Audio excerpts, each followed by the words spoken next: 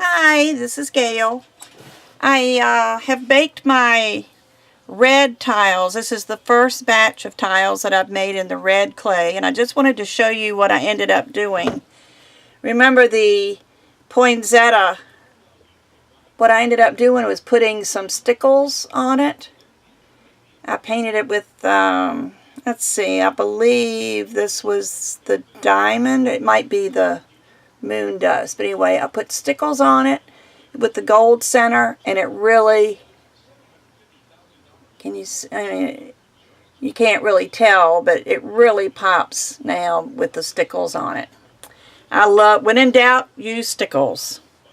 These are the ones that I used the gold powder on, and you can see how pretty they are. Of course, it looks yellow on here, but it's not yellow. It's just a real pretty gold color. And you can read the happy holidays and holiday blessings. So that's all of these that I use the gold on. This one is the one that I stamped the black ornament on, and I wasn't sure what to do with it, so again I added stickles.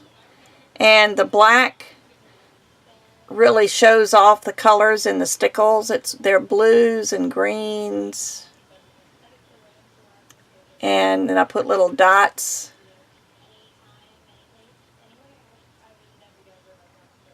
You can see that, but that ended up real pretty. And then this one is the stockings that I stamped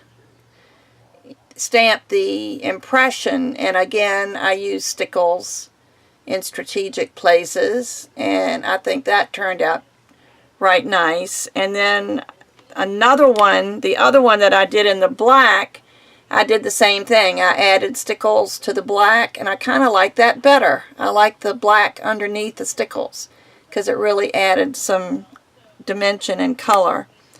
And then some of these plain ones, remember the green Perfect Pearls that I used, and they were kind of plain looking after using, well, they still look real shiny here, but believe me, they're not. I added some stickles to that just to add a little bit of sparkle. I don't know if you can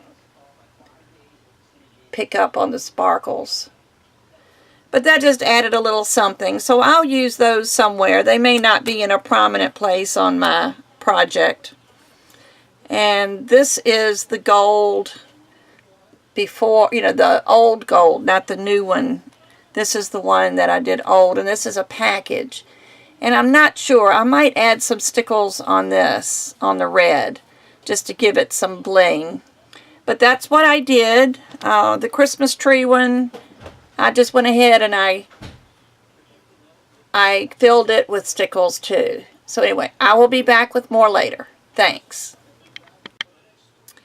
Hi, I'm back. I'm sorry I left so abruptly at the end of the last segment, but my son came in the door and started calling me, and he didn't realize I was making a video, so it got kind of crazy. So I kind of cut off quickly, but everything's good now. He fixed my lawnmower, and I've cut grass. Wow, how exciting. But I wanted to show you what I've done. I showed you before that this stamp that I had that has lots of sayings on it. And I like this, may your days be merry and bright. It's the most wonderful time of the year. There are a lot of things on here that I liked, but let me turn it around so you can see it, because everything's backwards for me. And I really like the stamp, but for some reason with this red clay, I'm not getting the depth of the etch. I mean, this is a pretty deeply etched stamp, and I don't know, maybe it's just the nature of the red clay. But this is my next batch that I did. I said I was going to use silver, and I did. What I did was I used the silver powder, like I used the gold powder on the other red tiles. And the ones like this and this one, these are, they're like little lights. And I'll use those for filler tiles. But let me show you here where it says, may your days be merry and bright. I don't really see this part. Maybe it would look okay on a box or something, but I don't even like the way merry and bright came out, so I'm going to have to work on that. But some of the others are okay. I mean, I'll keep them in my box and, you know, use them if I need to, but they're not going to be my favorite ones. So let me just put those, I'm keeping them in a little book box, which is what I might use to cover. If you see my little book, I got this on sale at Michael's a couple years ago, and I've wondered what I was going to do with it, and I think it might be a Christmas box. But I'm going to keep these here, because you never know. And I'm going to work with the green and the gold and the silver and the white also. So this series might go for a long time. But let me show you something else I thought about doing. And I printed some things out last night, and hopefully they'll work. I need to clean my work surface off. I have these Tim Holtz clear acrylic blocks. They're like dominoes and thing, you know, I guess.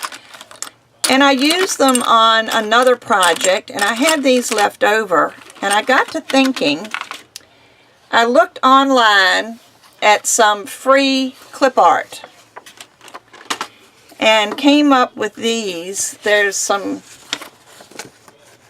candles and poinsettias and a Christmas tree and some Christmas ornaments, wreaths, stockings, gifts. And my sister loves pandas, so I found this little panda Santa. So if I make something for her, I might put a panda on it. And then I printed some more, you know, some little angels. This is just an angel silhouette. Oh, excuse me. A couple other angels. Some nativity scenes, because that is the reason for the season. Some bells and some more bells. So what I thought I would do is cut these out and find, it would probably be easier to do this first, find a tile that they will fit in. Like that stocking there.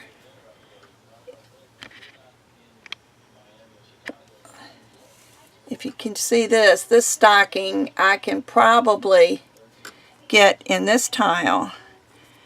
And what I thought I would do, try to get it centered. And I'm just going to take a pencil and lightly outline this.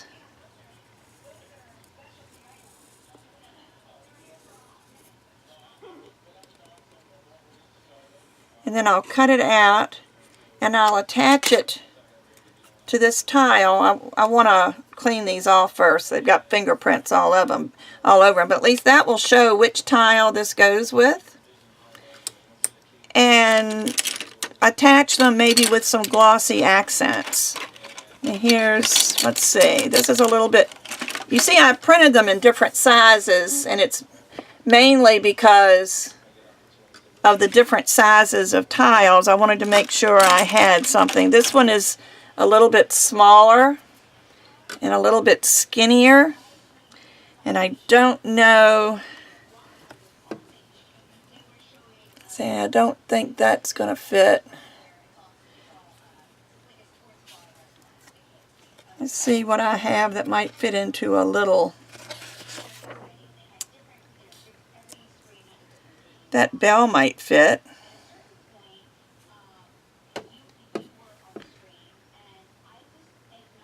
I think that will work. So I'm going to trace this. And I'm tracing this shape so when I cut out, I know I have at least enough paper. I'll have to do another trim. But at least this way I know what tile to use, and I can gauge the next one as to how much space. Now here I'll use a different eraser. This is not a good eraser. I may trim this a little bit here just to give a little bit of white for that one, but we'll see. But let's see what else I've got. I've got a small square which might fit this angel. I think that would fit pretty good. But anyway, I'll do one just so you can see what I'm going to do. And I should have brought out the ones I've already done for, they're not Christmas, but using these tiles. But let me just do one. Let me do this angel. And if I mess it up, I can always print another one. But I'm going to cut on the inside of that pencil line because this is going to be traced using the outside of the tile. So I want to cut the inside of the tile because I don't want it to overlap the edge.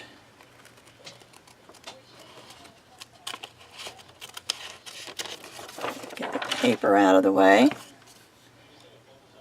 This one got a little close.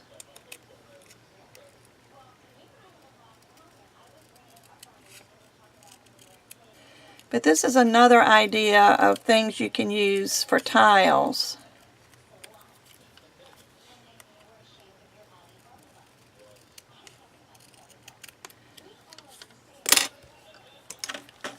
Let's see how that fits.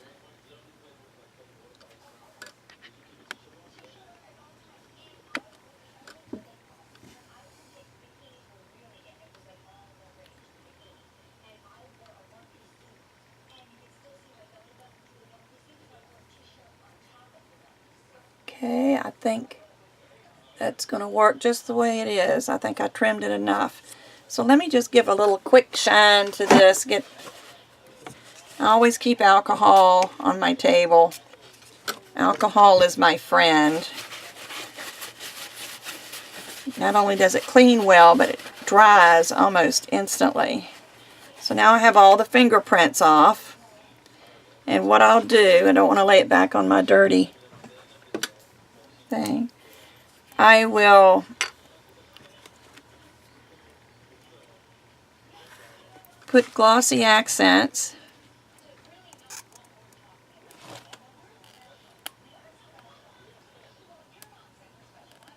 It's a little stopped up here.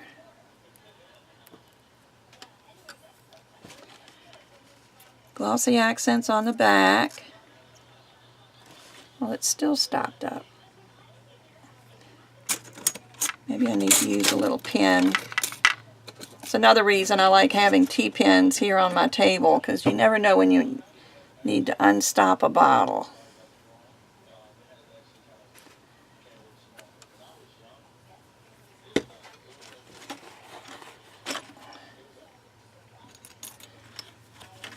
Okay, yeah, there it goes.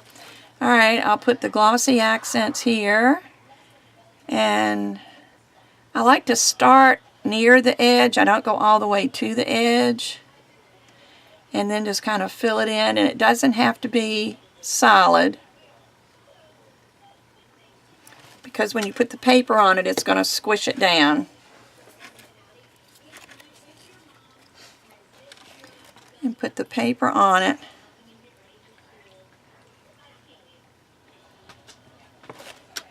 And it's another use for this little kidney. You can also use a credit card, but you want to smooth it out because you don't want any bubbles in your paper.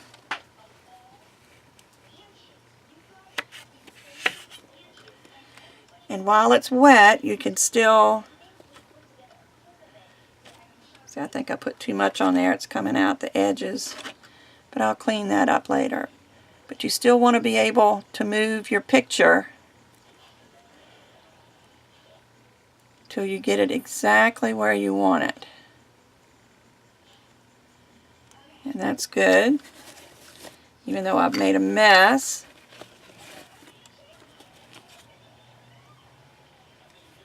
I'm going to put that on I won't put it on paper towel because, let me see. Let me use a piece of this. This is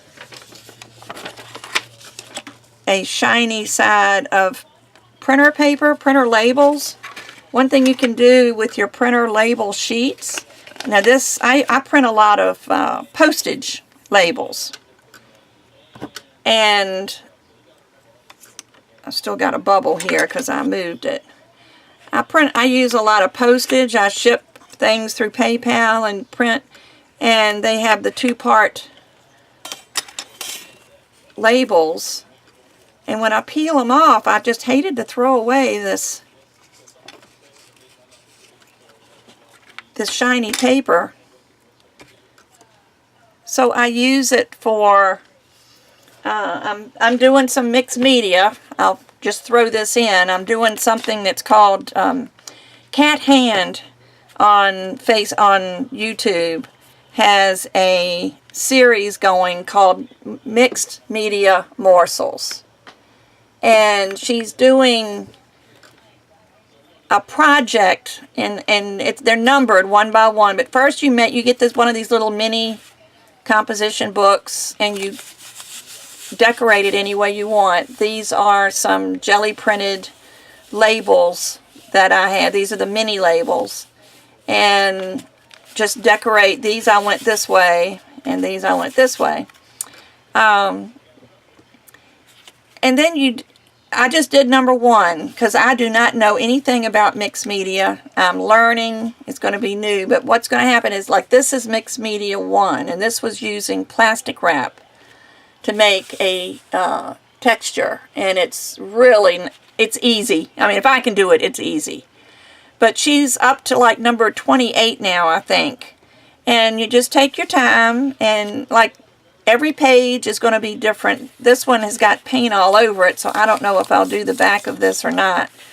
But like, the next one is collage, so we'll be doing collage. And then the one after that, I think, is using alcohol inks.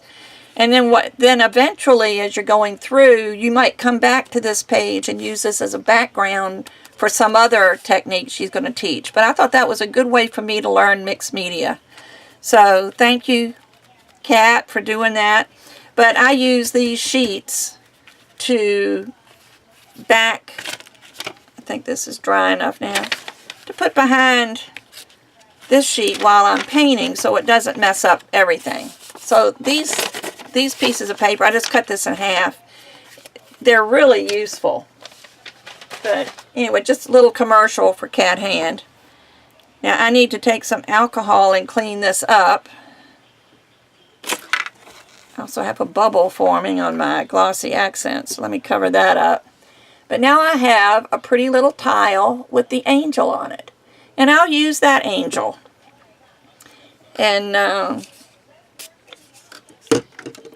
you know, this will make a pretty tile. It'll add some interest. It'll be different from the polymer clay.